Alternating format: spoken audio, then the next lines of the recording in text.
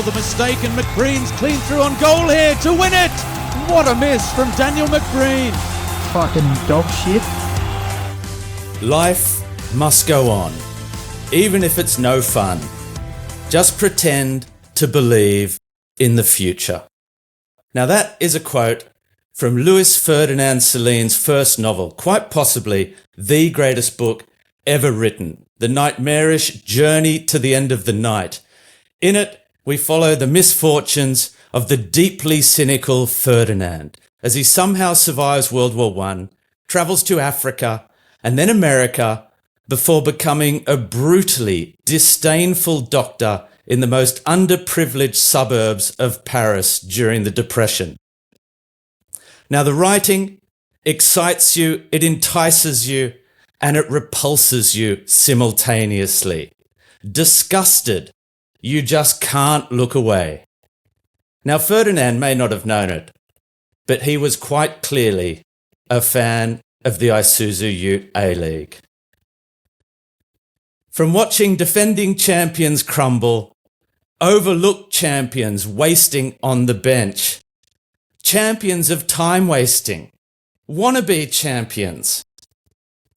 From David Zdrilich's vacant stare to the venomous tongue of off-air Carl, Ruben.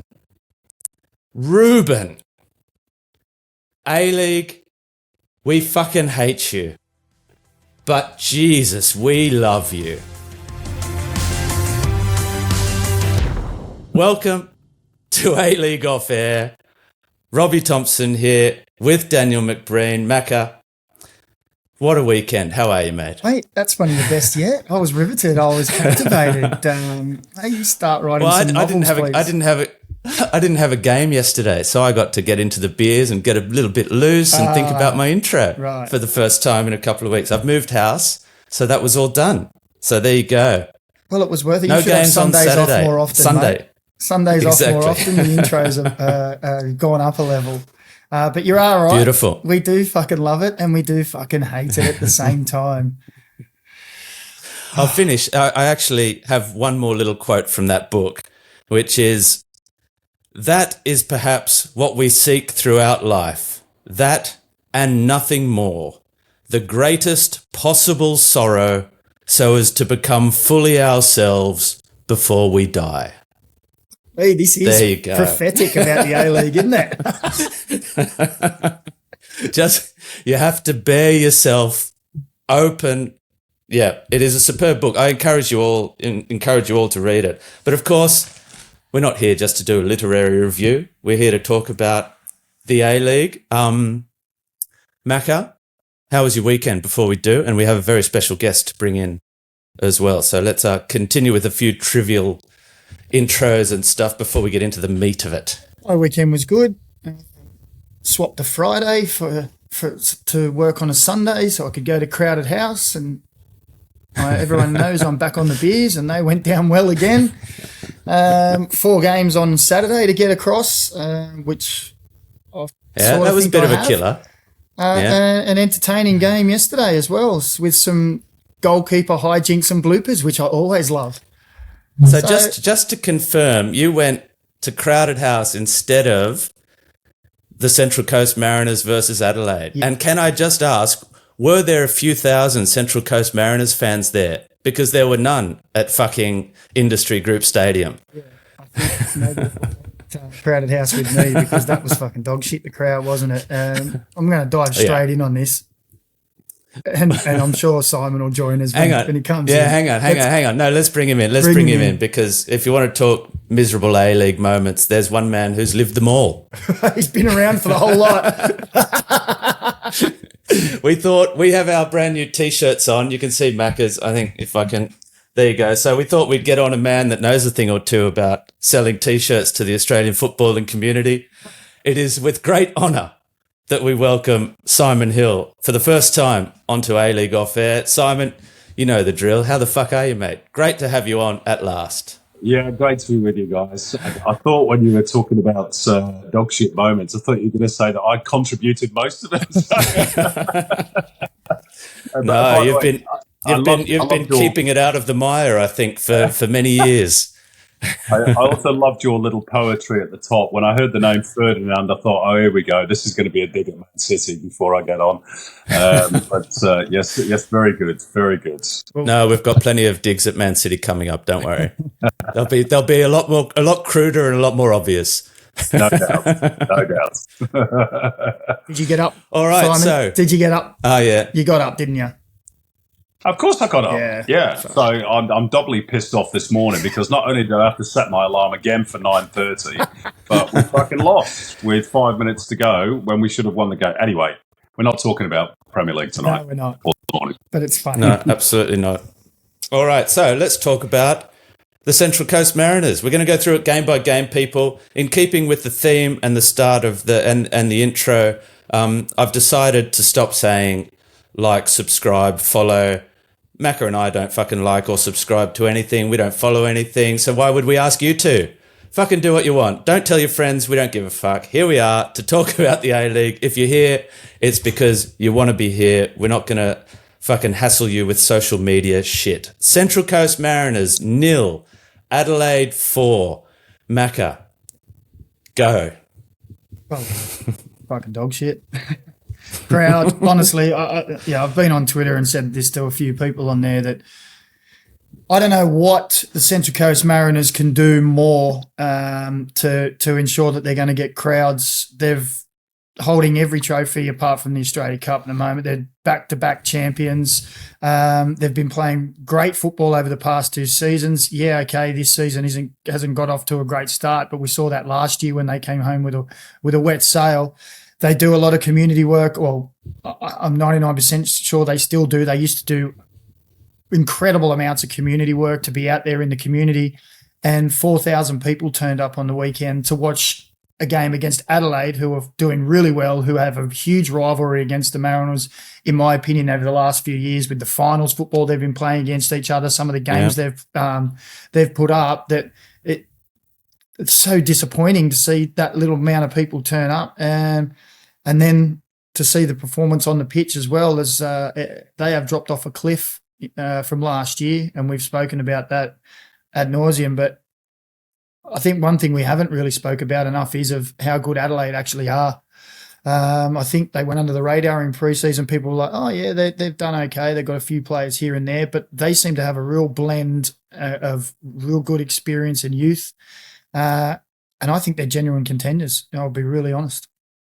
Yeah, they went ahead early. Archie Goodwin, second start in a row. So he's wrestled that starting number 9 role off Luka Jovanovic. A bit of a surprise, perhaps, considering he's new to the club, that he's had 3 years of just chronic injury problems. But we're starting to get a glimpse of just how good he is. Kikianis made it 2 just after half time. Stefan Mork added a 3rd, and then Yaya Dukuli got a 4th.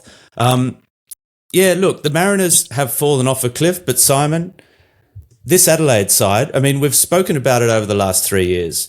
They bring through the kids, but they've sold so many players, and here they are again, new kids, and not only kids they're bringing through, they're also being smart. Jay Barnett was missing, but they've brought him in, a young, talented player from Victory. They've brought in Archie Goodwin now. You know, they're a club that seems to be heading in the right direction.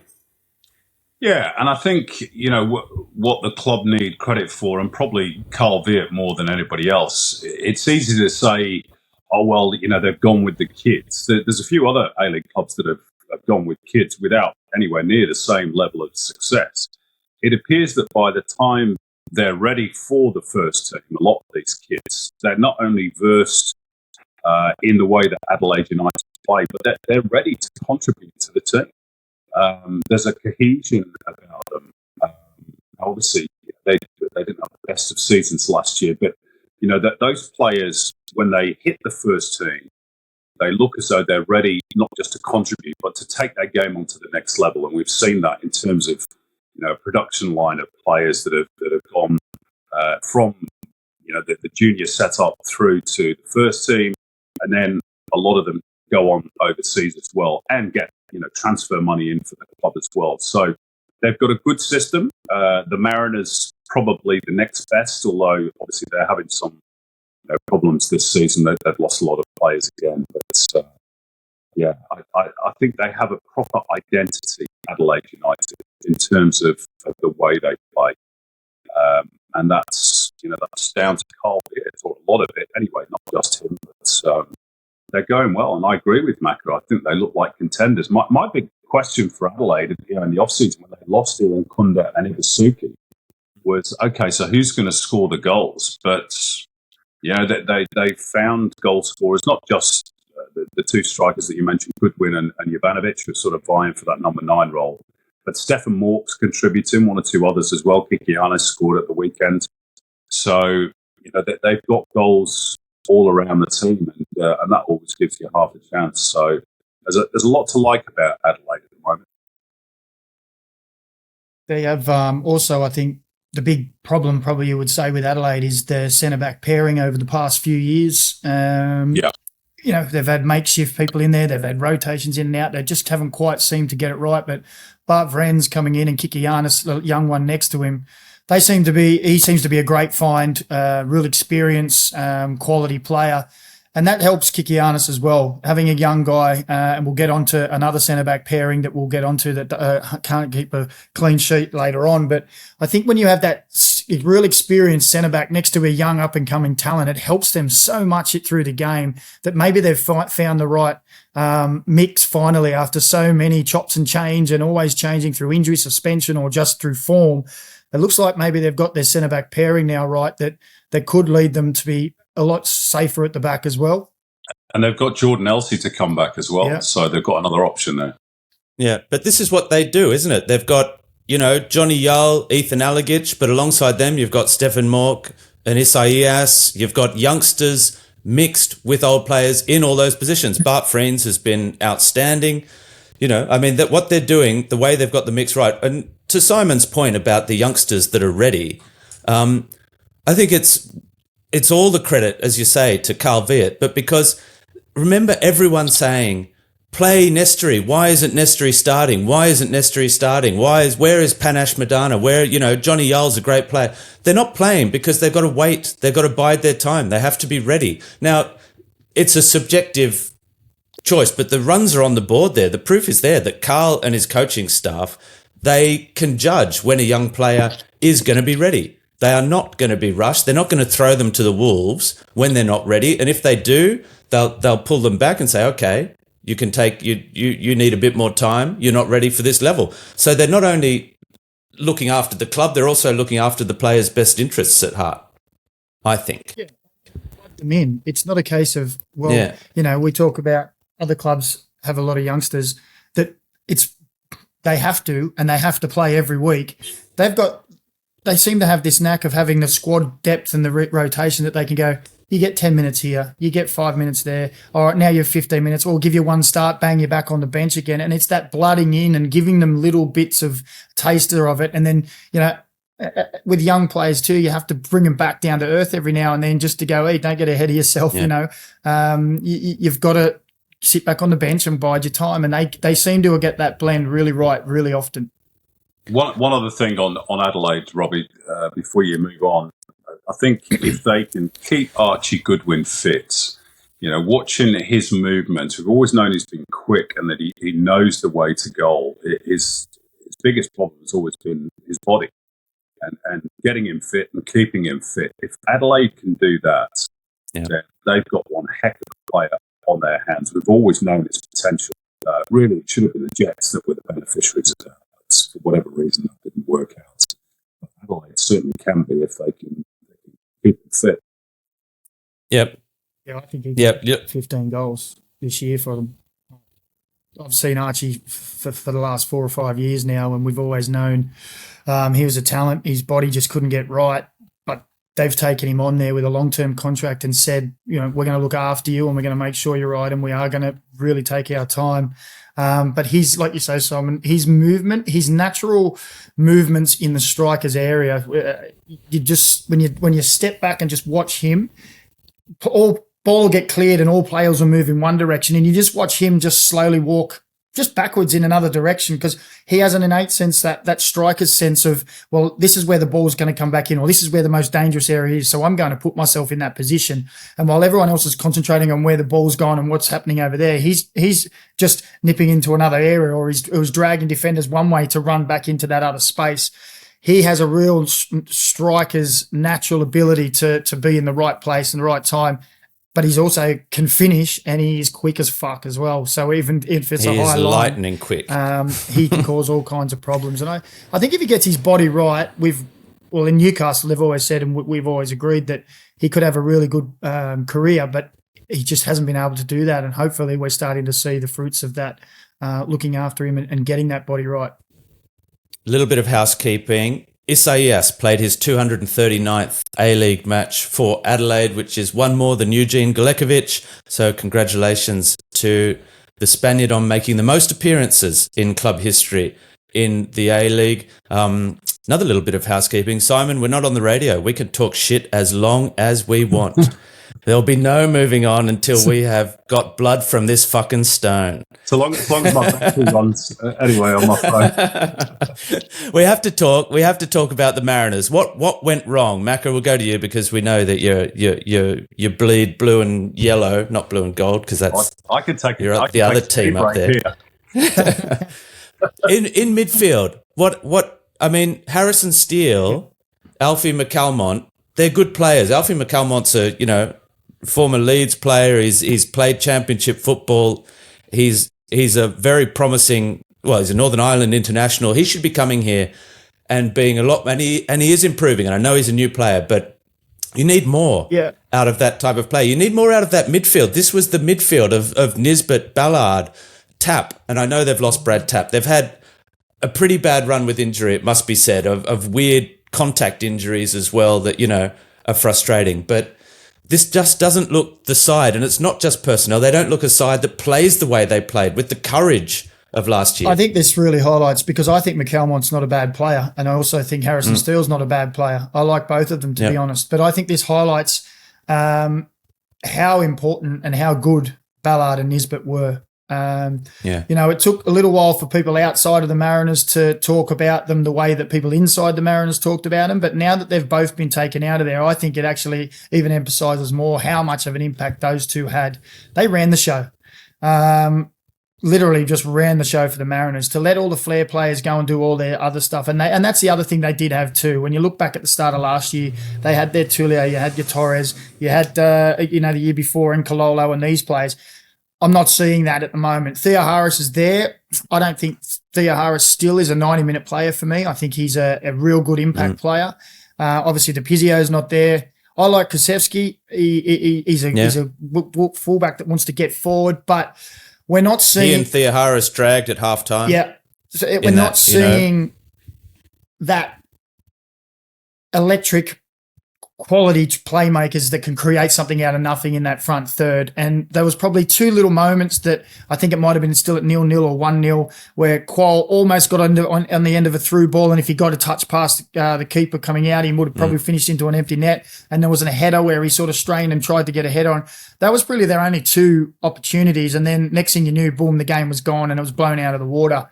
And I think they're really lacking of a creative, they've had two or three in the past, creative players that are really going to open up defences and be able to supply attackers with real quality chances to finish as well.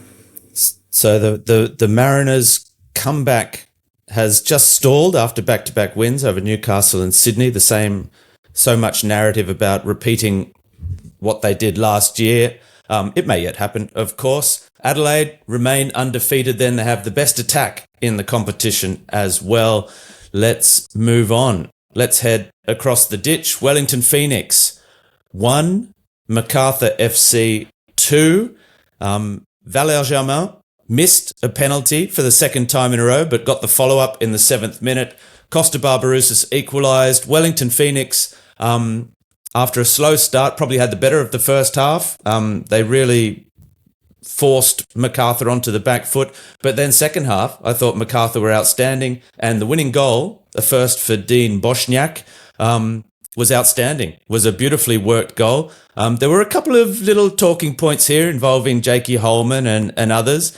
And I'd just like, before I ask Simon what you made of this one, just draw attention to an A-League debut for the referee, whose name is the longest name, and this hasn't been confirmed by Stato, but we will have a different shatter stat to come up. The referee's name for Wellington Phoenix versus MacArthur, Kiwi international referee, Campbell Kirk, hyphenated Christian names, Campbell Kirk Kawana War, hyphenated surnames. That's pretty special. His wife is also a referee, and she has a hyphenated first name as well, Anna Marie Cayley. So there you go. Congratulations first on making your debut, Campbell Kirk Kawana War. And I think you did all right as well in this one. Simon, apart from that trivial little he digresses sometimes. Tangent. Yeah, I was clean shaven when that joke started. It's not a joke. Double-barreled first names are All jokes. right, little story. Yeah, look, it's a big win for the Bulls. They've been a bit up and down at the start of the season. You know, they started like a train against Perth after winning the Australia Cup, and you thought, I think the Bulls will challenge this season. I particularly like their front four when they're all fit and firing: Holman, Yakalish, Jaman, and Jed Drew. But they've been spluttering a bit over recent weeks, so that's an important win. But generally, I think Miller Stojovski's done a terrific job there. Not just winning the Australia Cup, but at the back end of last season when they had all that stuff going on with the betting scandal, that was that could have destroyed that club, to be honest. And that he lost undoubtedly their best player in Ulysses Davila, and one or two others as well. Matt Miller left, Kieran Backus, Clayton Lewis is still suspended because of that. Yeah, that was almost half a team. So to get them competitive and winning trophies, I think is an extraordinary achievement for Miller. And I think it probably helps that he's the sort of character that is probably required in that sort of a crisis. Very cool, very calm. He doesn't get overly emotional whether they win or lose, Miller, although it might be different behind closed doors. And that was an important 3 points. But a shock, I must say. I expected Wellington to turn the Bulls over, particularly at home. Another goal for Costa Barbarouses. He's up to 5 for the season. What an Indian summer he's having to his career. 98 now in the A-League for him. So there's only 2 players, isn't it? Barisha and McLaren, who've got over 100. Is Bruno there yet? Bruno might be there. Aussie Bruno. Yeah. But not many. So he's pretty close. But yeah, that was a terrific win for the Bulls, and as you say, much better in the second half. I don't quite know what happened to Wellington Phoenix. They dropped their level a little bit in the second half. Yeah, for me, this is the game where I was running around because we were doing the next game, Robbie, and I sort of saw bits and pieces of it. So I can't give you an in-depth rundown of how the game went, but Costa Barbarouses is inevitable at the moment, isn't he? And you tend to sort of think that, and the bits and pieces I did see, Marco Rojas was good as well. Looked like, Well, that was mostly in the first half when they could have easily been almost put the game to bed. Yeah, but the goal, as you say, from Bosniak was a quality worked goal. I love the way that Piol came inside and just held the ball and waited for the run of Yakalish around the outside. And Yakalish not just firing the ball across anywhere, but getting his head up, looking back, and it was a wonderful finish as well. I was surprised too. MacArthur been stuttering that it's like they go win. Oh, well, let's not win for 3 or 4 games. Then we'll win one again just to keep everyone sort of, what's happening here? And then they do it again. But that was a good result, a huge result, really, away to Wellington. It's always hard to go over there. And they generally make it very hard for people. But yeah, look, like I said, this one was difficult for watch to me as we were going up for the next game. Again, Robbie, just to sort of pick up on what we talked about with Adelaide United, I think what Miller's been quite good at doing, maybe not quite to the same degree as Robbie, but is choosing the right time to introduce those kids. Ariath Piol, when he scored that unbelievable overhead kick against Sydney FC. Dean Bosniak has been introduced gently. There's one or two others that are starting to make their way into the first team, and Miller's done really well, I think, with those youngsters. Yeah, absolutely. I mean, Ariat Piol, he arrived last season from MPL. I think he only made 2 appearances perhaps, or 3 appearances, all in the second half of the season. And now you're starting to use him more, but he wasn't rushed in. Mind you, I think we're seeing, when a coach can go with experience and protect a player, generally they will, won't they? I mean, it's in the coach's interest as well to make sure that, you're building and preparing a side for the future. That'll do on that one then, because it is an important win for MacArthur, important loss perhaps for Wellington as well. We'll chat about the league table and what all that means later on, but Wellington have been overtaken by MacArthur courtesy of that result.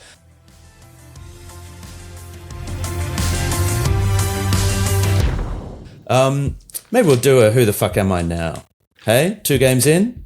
Just to mix things up a little bit. So there were a number of people that got it right last week. The Who the Fuck Am I? Macca, did you see? Any ideas? Yeah, I did see. It's a very famous player. I can't remember. Josip Skoko. Yes, it was. Skoko. Correct. It was. Correct. Correct. Well done to all of those that got it right. Okay, Who the Fuck Am I for this week? And we are, well, no, I'm not even going to promise to say that you could win something, because obviously there's nothing to win, just a bit of glory and a bit of pride on various social media platforms. Who the fuck am I? A Socceroo. I was younger than both Mo Toure and Nestori Irankunda when I scored an 89th minute winner off the bench on debut in the old NSL. After 4.5 years, I left my first club on the year that they went on to win the league, to join one of Europe's top 5 championships.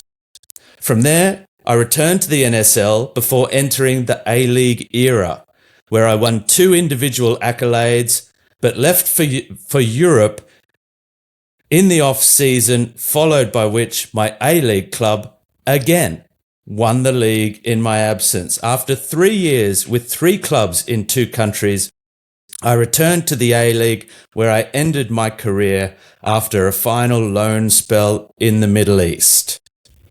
There you go. Who the fuck am I? Yeah, you got it? You think?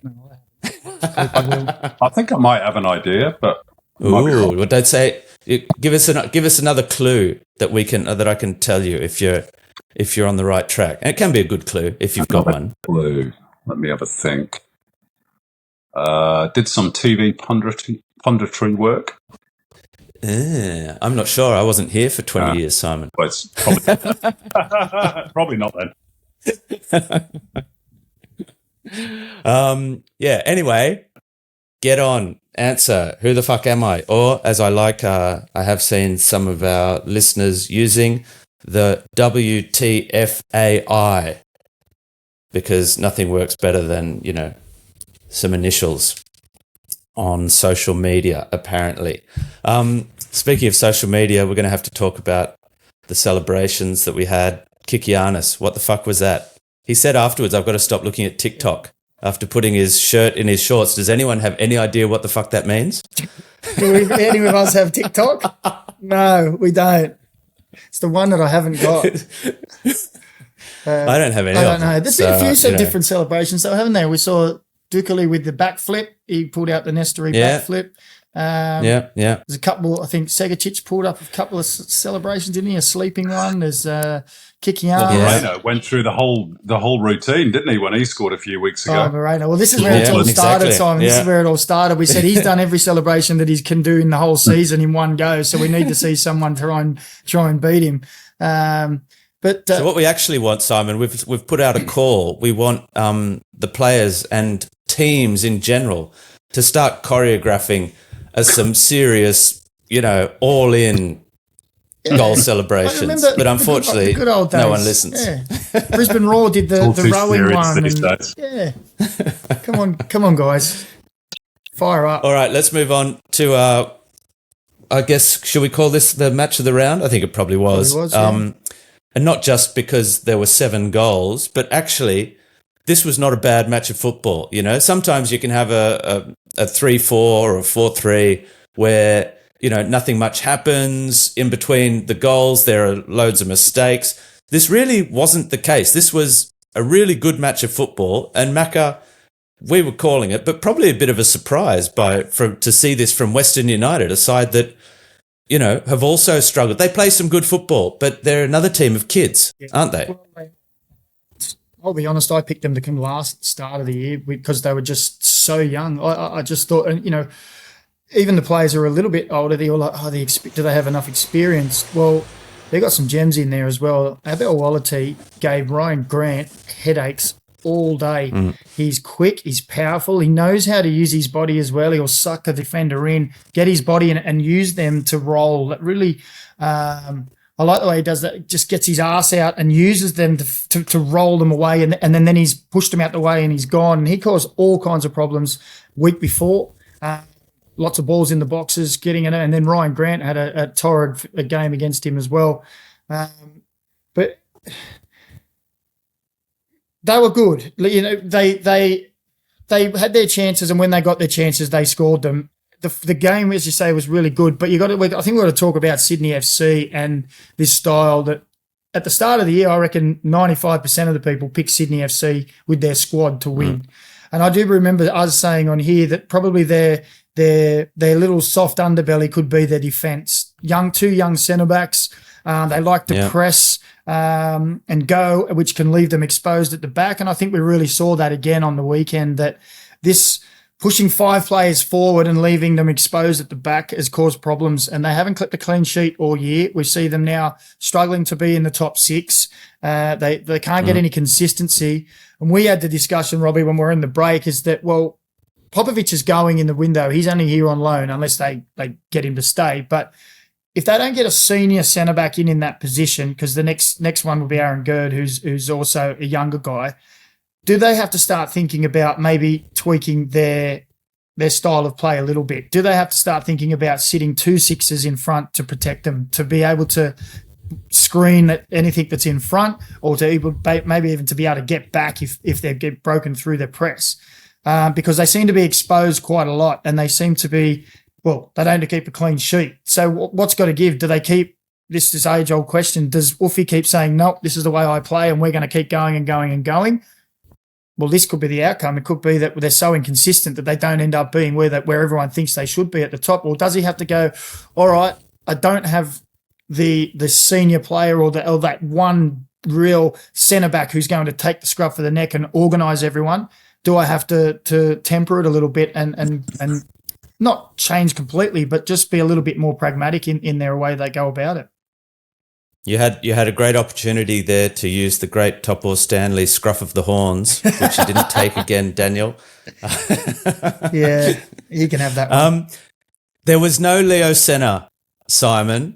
Corey Holman was out as well, so it was Caceres playing in that number 6 because, and that's another thing we chatted during the game, Macca, off air, was, you know, sometimes maybe you do need a second 6, particularly when we know Anthony Caceres can play just about any position on the football pitch. He's so good technically, but you know what was so impressive about Leo Senna at the start of the season was just he looked like that pure number 6, someone that would just control a game.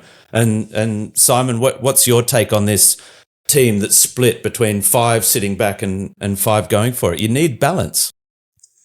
Yeah, you do. And, you know, do we call them the Australian Tottenham? It seems, I think there are about 4 of them. Yeah. It seems very sort of similar. And look, I love the way that Wolfie plays, or tries to play anyway.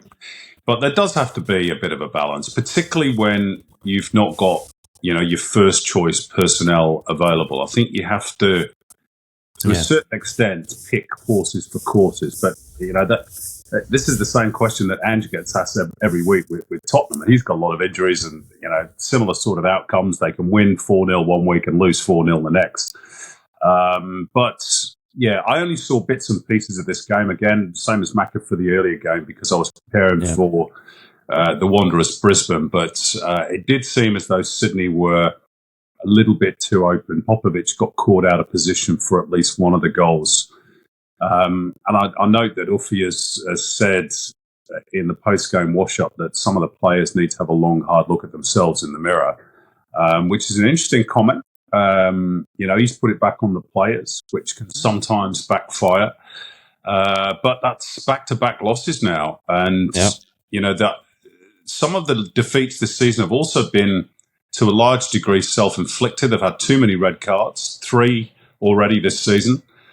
2 of them, at least from memory, needless. So that, they're shooting themselves in the foot on occasion. They're great going forward. They're good to watch when they're on song. And again, that front 4, Wahim, Lolly, Costa when he's fit, Klimala, terrific. And good options off the bench in attack as well. Yeah. But they do seem a little bit light on defensively. Aaron Gerd is an option. I thought he played well in the Asian Champions League 2 against Kaya, with the caveat that obviously it's Kaya, which, with the greatest respect, are a level below. But maybe, he's an answer at some point. Well, he might have to be if Popovic is going back in January, which, seems to be the case. Although we did an interview on my radio show a couple of weeks ago with Alexander Popovic, and I think it was sort of a bit uncertain as to whether he was wanted back at Guangzhou. So I wouldn't be 100% surprised if he ends up staying with Sydney FC, or at least in the A-League. But there's certainly some questions to be asked. And that defence it's not short of experience. Ryan Grant, Popovic has played plenty of A-League games. Hayden Matthews is a Socceroo these days, so I know he's only 20, but he's got to take responsibility. But how long can they hold on to him as well? Well, exactly. And Courtney Perkins is another one who is pushing for representative honours, played for the Olyroos, etc. So it's a conundrum for Ufuk Talay, but I've been surprised at their inconsistency this season, Sydney. I thought they would have been right up near the top alongside victory in Auckland, but not the case at the moment. Well, spurious rumour time, just very quickly, and please forgive me, this is all alleged, but I think I heard, and this is going back a little while now, that someone like Bailey Wright could be a possible, that'd be a good signing to come. That would so be he's playing in Singapore at the moment, 32 years of age. He's playing in AFC 2. I think it's with the Lion City Sailors. Yeah, the Lion City Sailors. There you go. Yeah, which is another great name. Great name. Senior player to come in with experience who'll lead the players at the back. But I will have to make also a special shout out to Matt Sutton. We talk about Sydney and their incredible players going forward. Wahim was fantastic, putting little balls in everywhere, putting crosses in. Sydney FC had loads of shots around that penalty spot area. When you looked at where their shots come from on our stats pack, there was just like a big black square because it had so many shots in that area, which is the danger area. But he just pulled out save after save out of his arse, left, right, and centre to repel them. So probably on another day, Uffy could go, well, we should have scored 7 or 8 goals. But again, the 4 goals at the other end of it is what we're probably saying is the biggest problem for Sydney FC at the moment. But hats off to Sutton. He was absolutely fantastic in that match. And we gave him 3 points and they conceded 3 goals because he was so important for them to get that win. Because without him, Sydney would have had Western United blown out of the water in the first half. Yeah, exactly. 26 shots to 13 from Sydney. I think it's the most shots at goal in an A-League match for Sydney since time immemorial. A couple more things just to say about this game. So Noah Botic on the score sheet in the 3rd minute. That will do his confidence the world of good. Adrian Segicic, the first double of his career. We were surprised. Well, not so much surprised. We thought perhaps he was going to play a little bit deeper. He's a quality player. He'd only ever scored 1 A-League goal before this, which was perhaps the biggest surprise. So good to see him getting amongst the goals. Wallity, yes, with a header right at the start of the second half. Bozanovsky with a good goal as well, and he had a good game in the middle of the park. And he's a player who is exactly, and he's one of those ones we're talking about that's had to bide his time, that hasn't always been, first choice, and now he's getting regular minutes and he's growing. And we've got to have a quick word about Michael Roos. because he's starting to go into the history books of this football club. Wasn't he the first ever goal scorer? Was that Riku Danzaki? But he scored twice on that first game at Ironbark Fields. Sorry, when I say first goal scorer, at Ironbark Fields.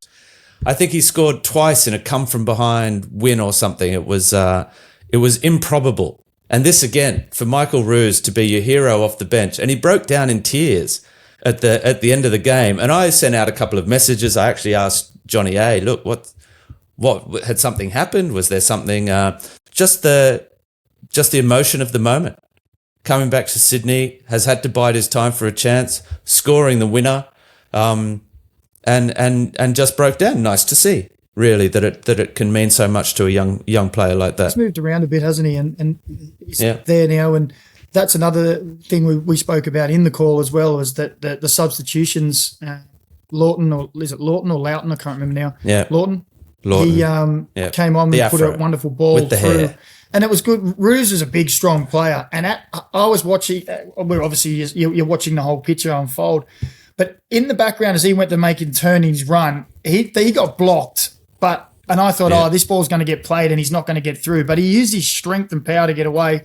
And it was super composed finish in the moment of what it was to win the game, with Redmayne coming out to keep going with the pace, the strength at the start to get away, the pace to get away, and then that little dink just over to finish was quality. And may well he have a bit of emotion after it, because, like you say, he's had a bit of a move around and maybe thought, it's a bit of a stagnant moment for me. And here he is scoring a winner in Sydney, and to win 4-3. So good on him, and another young good player with the assist.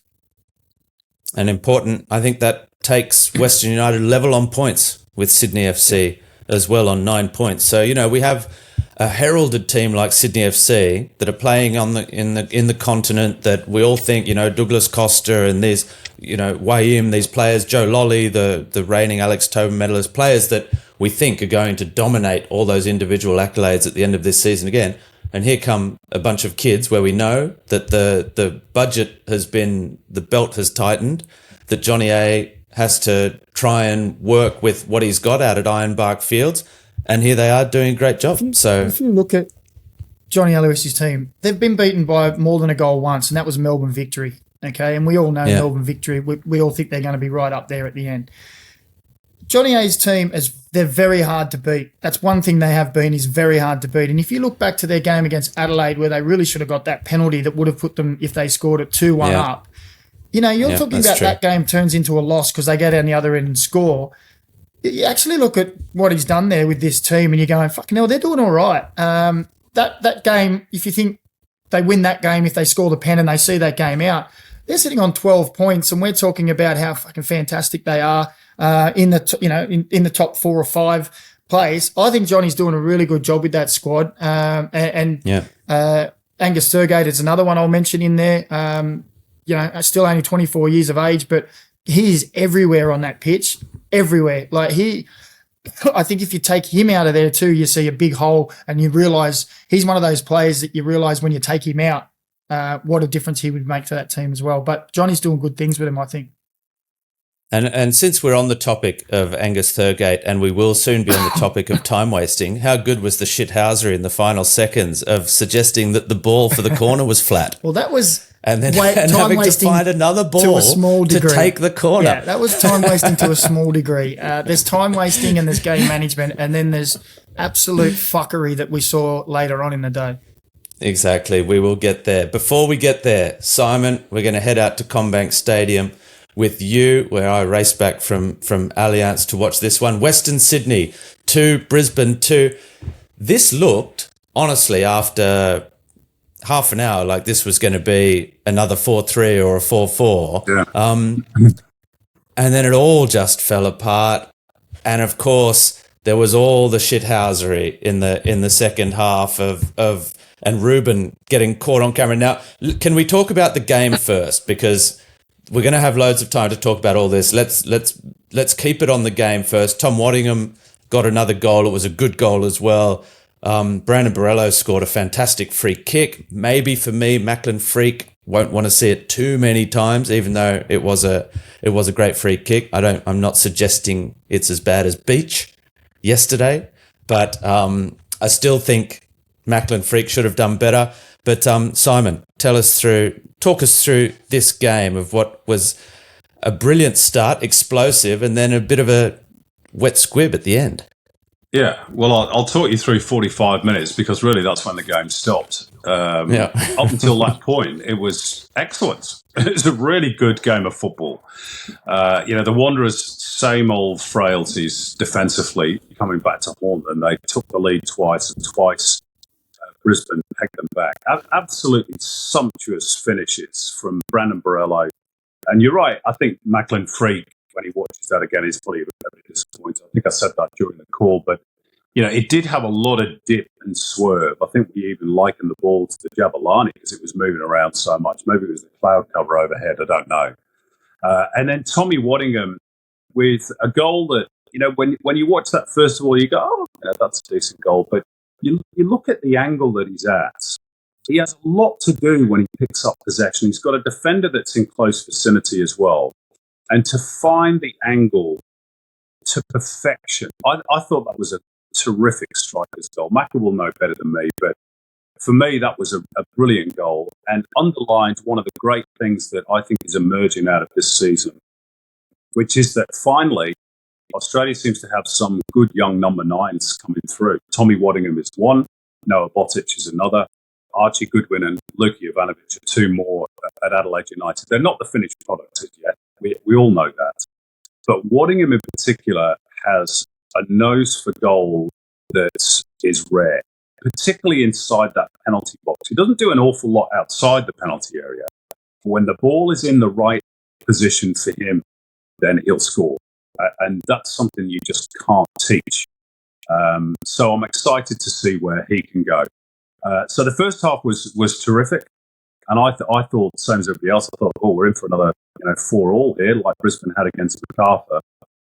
And then, unfortunately, the second half was just a complete non-event, in large part because of Brisbane's time-wasted tactics. And, I had a chat with Daniel Elder, the match referee, when I saw him yesterday for the Sunday game. And he was frustrated as well. He said that, it was awkward to referee. And we had a conversation about whether perhaps he should have yellow carded players. But I've got some sympathy for the referee because actually 3 of those players that went down with cramp did end up going off with because of the injury. So it's difficult for referees. Maybe at some point in the future, if that happens again, when the second player goes down, maybe it's incumbent on the referee to jog over to the coach of that team, in this case, Ruben Zakovic, and have a quiet word and say, listen, if this continues, I'm going to start booking players. So it's up to you.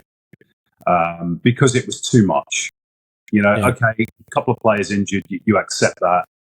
But really, when players are dropping down like 9 pins every 2 minutes, breaking up the flow of the game, the Premier League can't afford that. We can't afford that in the A-League when we're trying to sell to, let's be brutally honest, rather lukewarm public. We need our teams to be, playing as honestly as possible. And, that wasn't good. In one way, I sort of understand it because, they needed a result. Ruben probably needed a result, let's be honest. There's been rumours during the week that Bessart Barisha's in place and maybe, he's going to take over from him. It's the sort of stuff we've seen before in football, but not too much of it in the A-League. And, we really don't need that, to be honest. That was hugely frustrating for everybody concerned, apart from Brisbane, who got the result that they wanted. Yes, Robbie. I would just say that, and this isn't in defence of Brisbane either, because we all saw over the weekend, we've all seen in the history of game, Brisbane are not the only people to have done this. I've commentated Matildas games where Mackenzie Arnold has sat down outside the box so that the Matildas can reorganise and go across and have a word to the coach about, we saw Andrew Redmayne goes down just about every second match with a little problem that needs to buy a little bit of time. We saw Jake Holman crawl on all fours about 5 metres to get back onto the pitch so that Wellington couldn't take a corner quickly. There's a superiority complex in this country, Robbie, about this sort of thing. It doesn't exist here, or it shouldn't exist here. But it does. Every country in the world has this problem. But I think the issue with Brisbane's second half on Saturday night was it was just so blatant. And the images of Ruben were shocking. Yeah. You know, Macca, how do you see it? Well, I thought it was shit, to be honest. All right, if we've got a league where there's relegation, I'm going to go back to all this talk again, because this is what it all comes down to me. You got a relegation, and you're going to the people like across the board, the clubs might lose. People might lose their jobs, because you've got relegated to a different division, and they go sweep through, half the staff go, and all this stuff. I understand it. There's no relegation in this league, for one, right? Number two is he has enough players on that field with the attacking ability to win the game. He has on the field at that time JOC, Berenger, Brissett. He's got Waddingham. Go and win the fucking game. You go on social media and see what Brisbane fans thought about it, and some people from Queensland actually messaged me saying, this doesn't represent us. This is bullshit. Now, you've got the good enough players on there to go and win that game. Go and fucking win the game, or at least try. I guarantee you the Brisbane Roar fans would have preferred to lose going to show that some fight and go and win that game than sitting there rolling around on the ground, telling the goalkeeper to sit down and you've got a sore injury. They would have preferred that, because it would have showed that they represent us. That's what we want to see, going for it. But this just did my head in. This really pissed me off where we're at. When you have the choice to go, well, can we go and win this with, and I heard Ruben say after the game, it'd be great if I could bring on a Juan Mata and that. Fuck, you brought on Florent Berenger. You had young Brissett on there, who we've all seen. I know he's only young and he's only just starting, but he's been dynamic in every game he's come on, and everybody's talking about how he can do things. You've got young Tom Waddingham there that also, I saw people saying that if Tom Waddingham played at a Victory or a Sydney, wouldn't we be talking more about him? Because he plays at Brisbane, he's fucking brilliant. He's the second highest goal scorer for a teenager in the A-League. So don't tell me you haven't got the players on the pitch that can go and win you the game, and you're resort to rolling around on the ground and wasting time. That really pissed me off. And I think it pissed the Brisbane fans off. And I think, they're going to have to – they need to really take the – scruff of the neck and say, we do have I think their squad is way better than where they are. And that was just, I thought, if I was a player and I heard him say that after the game, I'd be like, oh, so you don't think that we're fucking good enough to win the game? That's how I would have read that, as if that was my coach talking about me. Oh, if I could have brought these players on and this and that. Hang on, what's wrong with these players that you've got at your disposal? You fucking signed them. Macca, do you think there was an element, given the talk of Berisha during the week, of a bit of self-preservation? Because had they lost that game on Saturday night, those calls for him to go, and I know that they have been because of the time wasting, even so. Yeah, I know what you're saying, yeah. His mindset would have been, I've got to get a result. I can't lose this. I'm not defending what he did, by the way. Yeah, no. Not defending it at all. But in some ways, when you lose your job in the A-League, there's only 13 jobs, senior coaching jobs, 11 if you take out the two teams from New Zealand. You're done. So, if you're out, you're seriously out. 100%. And it's hard to get back in. And especially for someone like Ruben, who's been at Perth, already had another opportunity and now this opportunity. Yep. But see, I think that played into what he said before the game as well, when he came out and said, this is a project that's going to take 3 transfer windows to fix. All right, so now you're buying the old, I need time, it's a big project and all this. Hang on, in the off-season, you signed 15 players. 15. 13 new players and re-signed 2. So what, are you going to sign 45 players over the course of fucking 3 windows?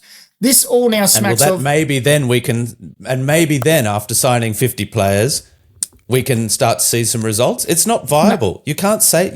Football, even in Australia, doesn't work like that. And I think I think people just saw through that. And you're right. I think it is a reaction to, shit, we're in trouble here when we're not doing well. But I think it's had the worst, even more negative effect on his tenure, because as I said, you go on socials and even private messages, people are like, what the fuck was that? And I think it has left a bad taste in people's mouth in Brisbane and Queensland.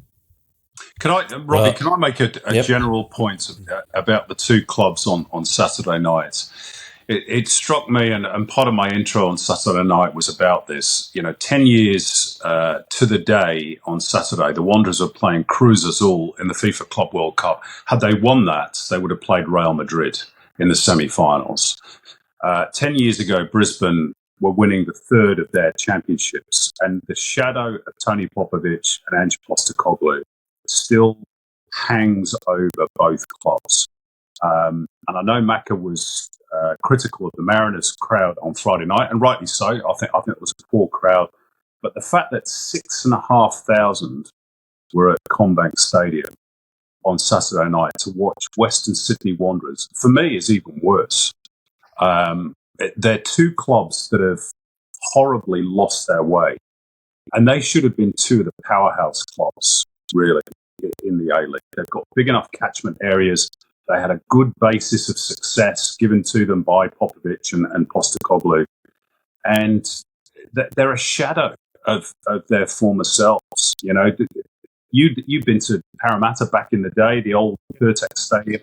I used to ring those games in my diary when I was calling those matches, going, brilliant, I'm at Parramatta on Saturday. That's going to be excellent, because you knew that it was going to be a cauldron.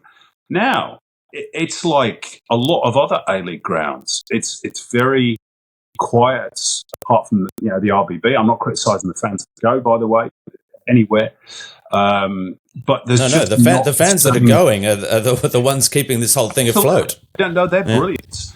But too many have dropped away for whatever reason. Now, a large part of it is on-field success. It's not the only measure. And we know Brisbane have got problems with their stadium and have done for many years, and various other things.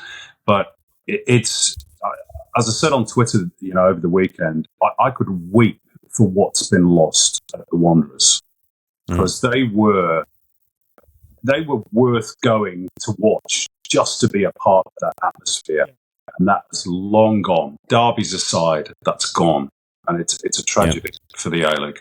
When I left and went to China, and obviously foreigners come from all around the world, we had about 5 or 6 foreigners in our team, and you meet your teammates, and you're like, show us your league. I showed footage of Western Sydney Wanderers, our grand final against them, that crowd and that atmosphere, and then they were like, and then I'd show them another one where we played them at Pertex Stadium. They're like, fucking hell, football in Australia is mad, isn't it? Like, the crowds are unreal. And I was like, yeah, it is actually. At that time, it was like, this is fucking unreal. And I think at that time, you also had Melbourne Victory fans that were going nuts, and Brisbane was fucking flying. We always had massive Sydney with Del Piero. Yeah, it was really, really good. And then you're talking about Brisbane and West Sydney in particular right now.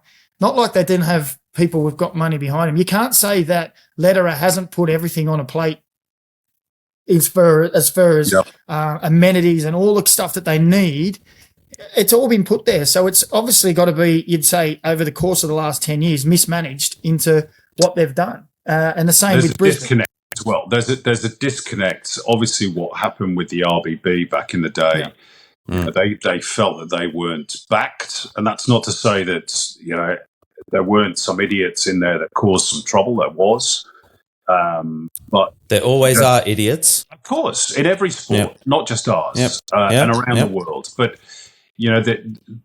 those supporters that were there those years ago have gone, and it's incumbent upon the club to try and get them back. I don't know how they do that. I mean, but when they launched the club, they did a series of sort of forums around the various districts of Western Sydney. What do you want this club to be? What do you want it to look like? What should its name be, et cetera, et cetera?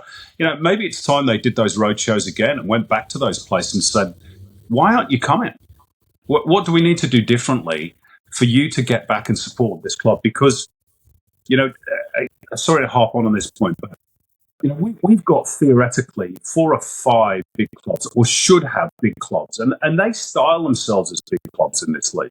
Sydney FC, Western Sydney Wanderers, Melbourne Victory, Melbourne City, and probably Brisbane, because they're the next big city. And at the moment, outside of the derbies, The average attendances for the Wanderers is 6,694.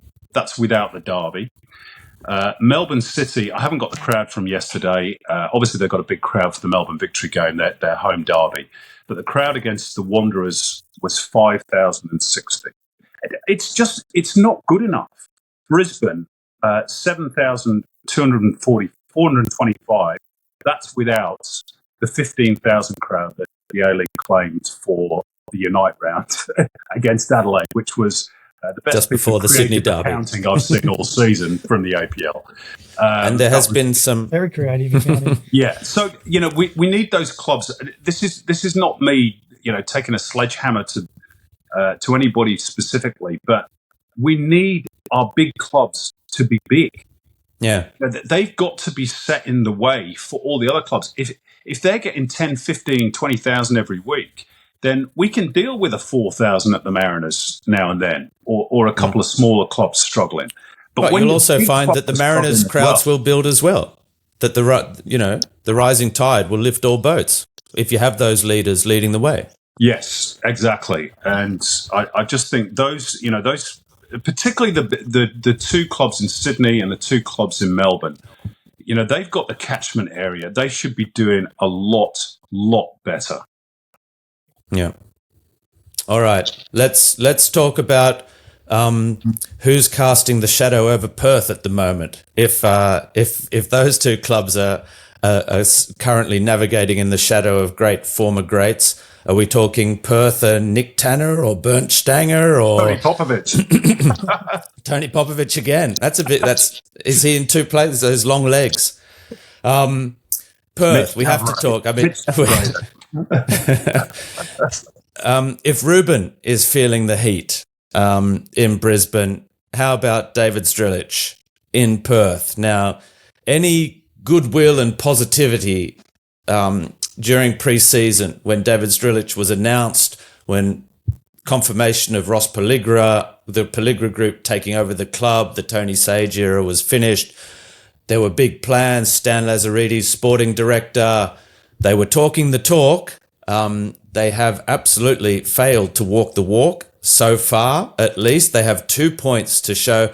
This was, and I use this regularly when we talk about the bottom two, but the match of fear, as it's called, when you have a relegation 6-pointer. Perth v Newcastle, 4-0. Macca, we'll go to you first. Aquilina, Bayliss, and then 2 goals to Ben Gibson, either side of the half. And Perth abject. It was, and there was still, I think, more people there than at Industry Group Stadium as well. So the Perth fans were there despite what's going on. But, obviously the alarm bells are ringing. We're going to have a talk about what's going on in Perth because I've been on the blower all yesterday in between writing poetry about what's going on out west. So let's get your takes, you guys, on what's happening at Perth and, by the by, what's happening at Fight Club Jets as well, where they seem to have got a bit of spirit back. So I want to say, we'll start off and we'll say to the Jets, well done, because they played some good football.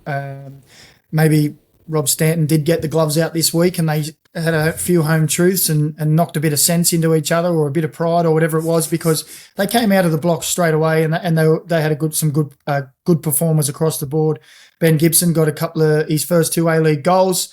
Lockie Bayliss scored an absolute banger, and Aquilina got a goal and 2 assists, I believe, as well. So I want to get out of the way and say well done to Newcastle, because it's easy. We could just say, they're playing Perth, fuck it. But they've got to go and beat the team that's in front of them anyway. In saying that, they were playing Perth. Seriously, they can't even sit in a block and defend. I don't think I've seen a professional team defend like this at all. I've mentioned him a few times now. Kanga Cup fucking out of here. He can't clear the ball. He doesn't chase runners. Ben Gibson's goal, the first goal for Ben Gibson, he's already mishit the first one that's gone to Aquilina and they've scored.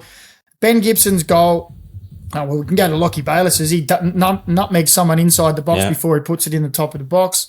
And then we go to Ben Gibson's. Now I'm watching the ball goes out to the right side. It's about to be crossed in. Murchila thinks I've got to get into that front post area to try and block the cross. Kanga's the next defender across from him, and in between them is Ben Gibson. Any fucking normal defender, if you put me now as a fucking centre back, my first thought is I've got to go across and block him and get in there. He just runs in a straight line next to Ben Gibson. The ball comes in, scores his goal. Good finish, well done, good run. And then he has the hide to try to tell Macca, what are you doing? And I just looked at Tommy Macca, I just looked at him and then just went, fuck off. Because it's just diabolical. And we know he got ripped off, taken off, which is fair enough. But he's got to be done now, surely. Every week we sit here and talk about common basic errors that he has done to make mistakes. And I think it's a case of he's just not up to the standard. So bring in someone else who you can think, well, we might be able to work with him going forward. But haven't they already told, rumours are that they've told players you'll be going in January anyway? Yeah, well, look, I've been on the blower yesterday. I've spoken to people out west about what's going on, about all the rumours, because basically I've heard that it's going to be a fire sale, already a fire sale. They want to get rid of players. One of the interesting things I heard was that they never wanted Kanga. Kanga was brought in at the last moment. They had a player, a Colombian under-23 international called Christian Devenish, who had basically all but signed central defender on the dotted line. They had the photos, they'd done the mock-ups, they were ready to announce Christian Devenish. And then at the last minute, the deal never happened. He went, I think he's playing in Portugal now, in the Portuguese First Division, and playing regularly. And so all of a sudden, this deal on the eve of the season fell through, 3 weeks before the start of the season. And so they brought in Kanga and Caicedo as part of the deal, and they've found themselves with, unfortunately, players that they rushed to sign at the last minute. They didn't get the target they wanted. They panicked, I guess, and this is all part of the learning curve from what I understand. They've got some big salaries that are eating up all the cap. Mustafa Amini is still there. Has anyone seen him? How much longer can this continue? Ollie Sale is sitting on the bench. He's, by all accounts, on good money, even though Ollie Sale is there training and ready to play, of course. It's not the case with Musti, who's still injured. But I think from my overall gleaning of what the situation is that the problems run deep. The money is not there to just say, we'll pay you off, Kanga, Caicedo, because Caicedo doesn't want to play there. Caicedo doesn't want to be there after what happened, being brought on and then dragged by Zdrilla. The Aoyama, who came from the New South Wales NPL, is one of their visa players, the Japanese midfielder. They tried him in every position in midfield. He didn't provide them with what they needed. They've already asked, from what I understand, to say to these guys, look, please leave. You can go wherever you want. And of course, they're going to say, but I've got a contract. I'm not going anywhere unless I can go somewhere else. And unfortunately, they haven't shown to any other prospective clubs, oh yeah, we're desperate to sign Lewis Kanga. We're desperate to sign Aoyama. It's not happening. So Perth are stuck with it. So if you want to talk about 3 transfer windows, maybe we should talk more about Perth Glory, because they've gone about this the wrong way. The final thing that comes back time and time again, and there's actually an article on it on the Far Post Perth as well that's just been brought to my attention this morning, and there again, they talked it up so much at the start of the season. We've brought in these players. This is going to be amazing. We've got the backing of, this is Catania here, Bresh is here, Vinnie Grella's here. We're going places. And it's just not happening. And it's not happening behind the scenes either. The problems run deep. And I'm not just, David Zdrilic, his first job in charge, things haven't worked out for him either so far. But look, as you say, Macca, if you're going to sit deep and concede these goals, why the fuck not just go for it then? Robbie, which is what he did did. Did you find out anything about these rumours that are swirling that the tax office are trying to close down Glory? I mean, they believe. I understand that they think it's an administrative error and refers to the previous ownership. Is that true?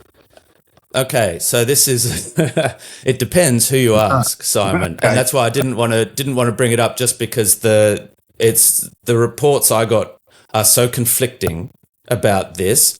Some saying no, and people I trust as well that just clearly have a different understanding of it, saying no, it's all to do with the previous ownership and other things, and it was a case of someone not checking the email, and that most of it had been paid off, and it's a mistake at both ends, and anyway the whole thing's been resolved and let's forget about it. To other people saying where there's smoke there's fire, and it's not just here, it's with other footballing elements of the Pelligra group as well, where there could be a few cash flow issues. The fact that the PFA have been brought in as well, this is not to do with that as well, but that's another thing that they're having to deal with, because a few of the players who have not been featuring, they've got a massive squad. They've got a massive squad of players as well, so it's not easy for Zdrilla, I think, to try and get everyone on the pitch. It's like 30 players under contract who are losing every game, to get them in training, so they have to sort that out as well. But yeah, so I think we need to give that ATO thing a little bit of a wider berth at the moment, just because some will say this is very serious, and others saying at the moment it's not. I haven't been able to get to the bottom of it. Okay. But yeah. The players that you mentioned, just to talk about the on-field stuff, it's an oft-quoted saying, but I think there's a lot of truth to it, that if you get your foreign imports right, then you've got half a chance in this league. You want your imports to be better than the locals, and to lift the standard of your team. Now, you look around the league, and there are good foreigners at a lot of clubs, but the ones who've got it wrong are the ones that are struggling. And Perth, Aoyama has not cut the mustard. He still might, but as you say, he's been tried in a fair few positions. Kanga's, we've already talked about him. Hamzawi is another one who's been left out. Riley Warland played at the weekend. You look at Hamzawi's CV, he hadn't played football for about 12, 18 months before he came to Perth. So, you do wonder why that signing was made. Caicedo obviously spat the dummy a little bit after he was subbed against Adelaide United. So, that those imports are not working for Perth, and that's a big problem for them. I tend to think, we point the fingers at the defence, and Macca's right. The defending's been awful from Perth. But you can't just point the fingers at the back four as well. I think the midfield has been largely culpable too. They haven't provided nearly enough protection for the defence, which has been left exposed one-on-one on too many occasions. Maybe not at the weekend, but certainly throughout the course of the season. Tommy Murchell is a good signing. He's 34, but he did very well for the Wanderers. Josh Risdon is experienced. Those senior players have to step up and lead. Adam Taggart the same. I know he's in a different field position. They're the ones that have got to, bring Glory out of this slump that they're in at the moment. But you look at their performances so far, and you're struggling to find positives. They were good against Adelaide. Showed a lot of spirit against Adelaide to get a point there, but they're just too easy to score against, basically. Question is as well, okay, they wanted to play this pressing style, threw that out the window. He's not got the players, has he? Well, obviously not. Obviously, that was a disaster from the start. Well, since season started, but we see it so often, particularly in international football, where if you've got a lesser team than the others, you sit in a block 5-4-1, 4-5-1, and you make it extremely difficult for the opposition to even get a shot away, let alone score goals.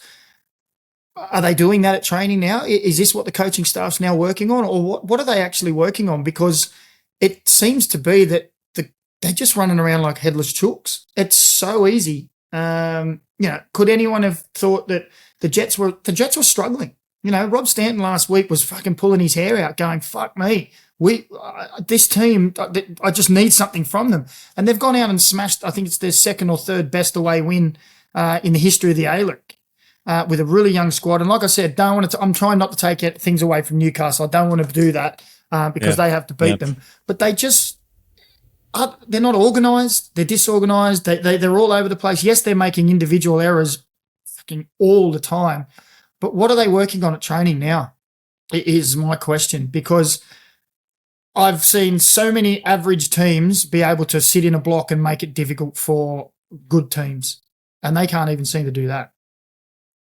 Yeah. So is that the question then? And just to finish, my understanding then is that the faith is being shown in David Strilic, that they're going to give him the time to do it. And probably, I guess the big question is, do we try and, we've tried to revert to playing defensive and it hasn't worked, or more defensive.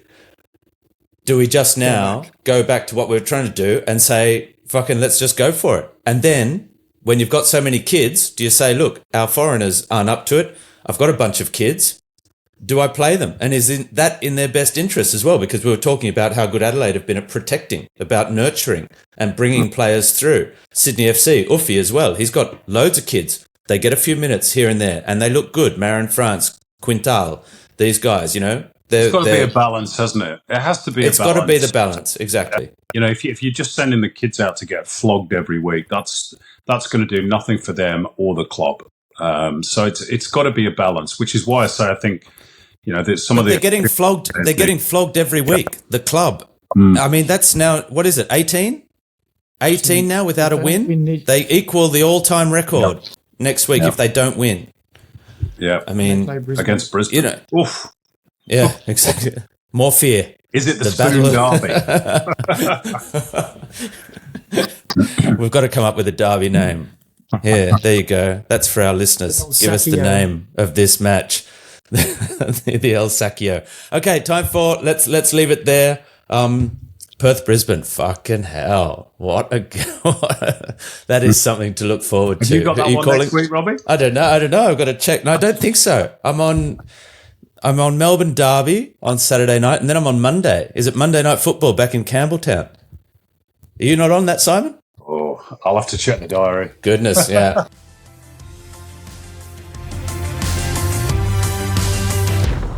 Anyway. Okay, let me get on to the stat attack, because it's all about B power on Saturday. I've got Brisbane Perth. I'm doing Brisbane Perth. There you go. You got it. That is either, Simon, the short straw or the one everyone wants. Well, at least there's a narrative. Exactly. We're not going to know which side it falls until later on in the evening. Okay, so courtesy of Andy Howe, the statistician extraordinaire, it's time for Shatterstat on A-League Off Air, and we are shitting out this stat.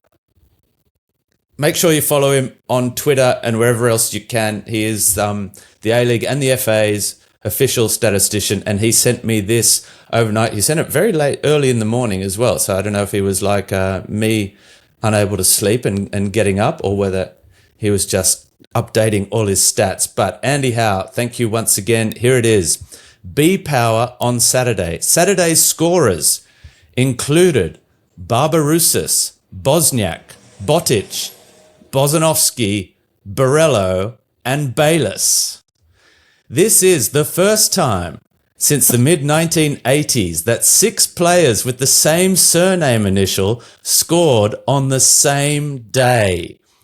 The highest scoring day for a letter was on April the 1st.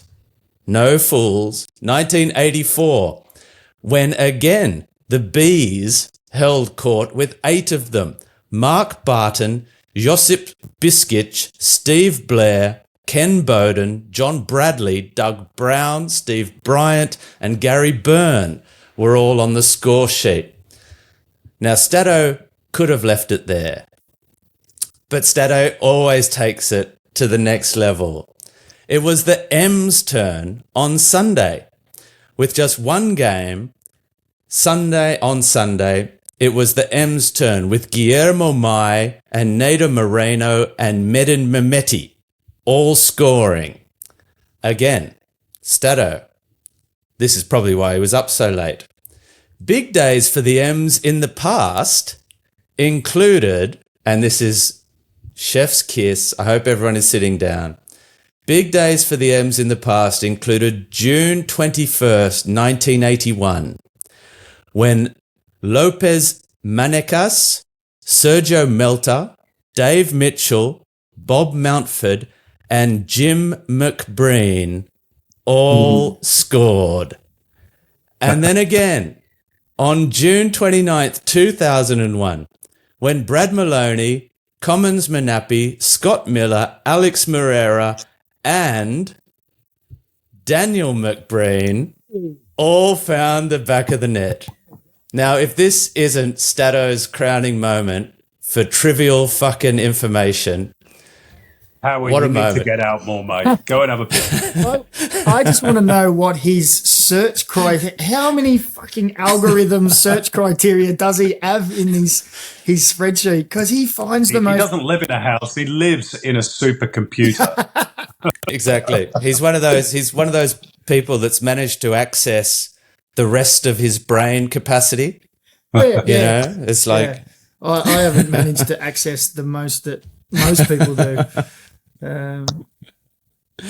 exactly. All right. So well played, Stato. Well played, the McBreen family, for being involved in a little bit of history as well. But above all, well played the Bees for having your day in the sun. Final game. Melbourne City 2, Auckland 2. You gentlemen were both on this call. I was still here with my beers watching this one. Who wants to go first? Simon, you are the lead caller, so I'll let you take this one away. Basically, the goals from the M's: Mehmeti in the 18th minute, Kuhn setting that up. Then Guillermo Mai, as Piney calls him, with that Uruguayan accent. Moreno. Oh no, then Pinecker, own goal. Fuck, that was a moment. That's ruined it, hasn't it?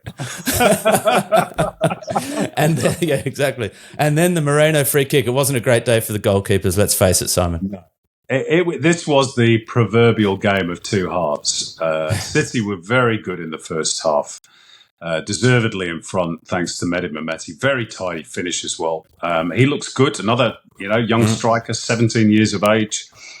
Doing a man's job, really, with the three big Socceroos on the sidelines. But whatever Steve Corica did at half-time worked in spades. And Auckland, it would have been a travesty, to be honest, had they lost that game, even though they just got out of jail in the 95th minute. And they made a habit, obviously, of scoring late goals. But they were very, very good, much more aggressive, much more on the front foot in terms of their attacking play in the second half. And you can see why they're top of the league at the moment. It might not be the best style of football in the league, but there's a real togetherness about them.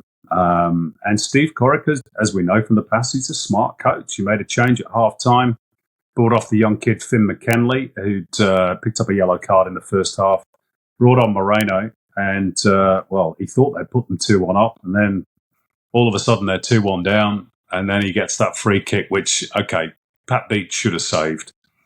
But I think on balance, Macca, I think you agreed during the call that they were worth at least a share of the spoils. Yeah, they were. I think Vidi was pretty honest in his assessment after. He just went, we were better first half, they were better second half. I asked him why, and he went, don't really know.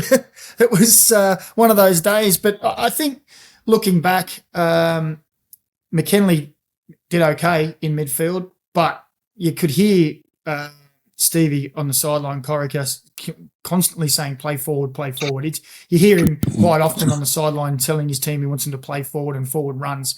And I think when he dropped Brimmer into that spot and put Marino in a little bit higher, Brimmer was added that to, I think he gave him a real kick up the arse that they were a little bit more energetic, that him getting on the ball, they could then play the ball forward, and Marino was quite busy in that area as well. They got the ascendancy in the second half and looked really, really good. Vidi will be questioning his defenders, defending set pieces. They got very lucky in the offside call, which in the end was we worked out it was Brimmer on the sideline. But it was too easy. The header for Guillermo Mai, free header 2 yards out at the near post on a corner, just shouldn't happen.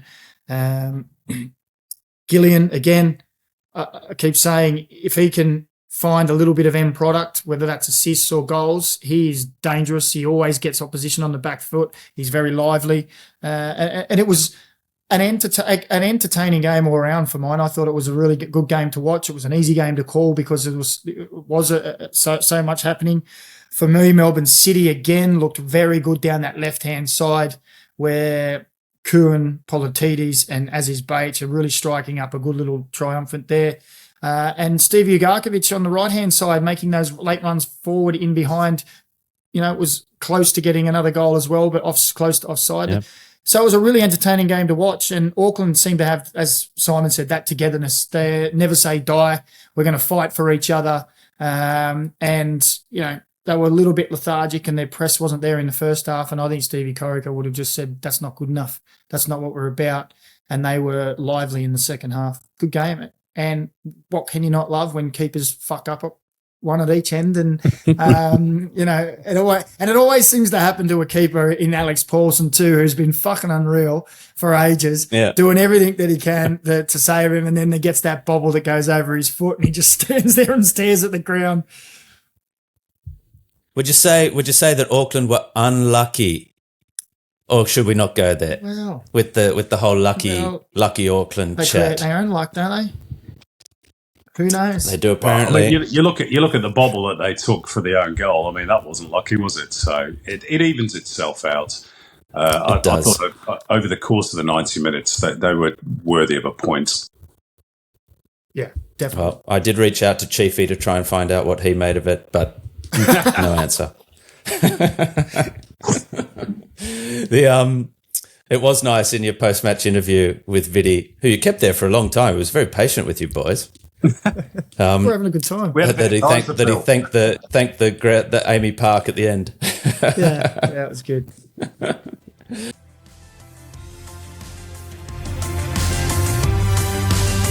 All right, that will just about do it. Let's have a quick look at the standings then. So Auckland have lost their 100% record. Adelaide are hunting them down. Melbourne Victory had the bye. So the only team yet to have a bye in the six are Macarthur now, who are still there. The only other teams yet to have a bye, Western United and Perth Glory, who have conceded, what is it now, 24 goals in 8 matches? That'll be their best week of the season. Yeah. Exactly. Oh, no, they've had a clean sheet. Okay, Auckland leading the way, 19 points, 2 points clear of Adelaide. Then come Melbourne Victory, Melbourne City, Macarthur, and Wellington Phoenix. Now, Macca went off very early in the second show of the season that we did, saying the bottom 5 will remain the bottom 5. It's starting to, while I'd say the top 3 are certainly looking a little cut above at the moment. Sydney should be there, but they're not. They're sitting just out the 7 now. Macarthur and Wellington need a little bit more consistency. Sydney outside the 6 in 7th. Western United level on points. Mariners level on points. So those 3 are all on 9 points just outside the 6. Western Sydney 8 points. Newcastle 6. We didn't talk about them, and I'm only going to be quick, but we didn't talk about them too much because we talked a lot about Brisbane and what happened in the Western Sydney Wanderers shouldn't be in 10th with the squad they've got, with the players they've got. That's all I'm going to say. Simon, you've got 8 seconds to add to that. I agree. I mean, they should have beaten Brisbane. They were in front twice. But the defensive issues keep costing them. That they've got a lot of lapses. I think they're missing Marcelo, to be honest. And obviously Jong Tae Wook is out injured at the moment. But he's a big loss, that leadership for them at the back. Okay, are we, Macca? Are you standing by your bottom five? Because I think Western United were in that bottom five. The Mariners were, or are we going to say just the bottom three now? Newcastle, Brisbane, Perth. Can Newcastle? Yeah. Yeah, it looks that way at the moment, even if Newcastle do have 2 wins.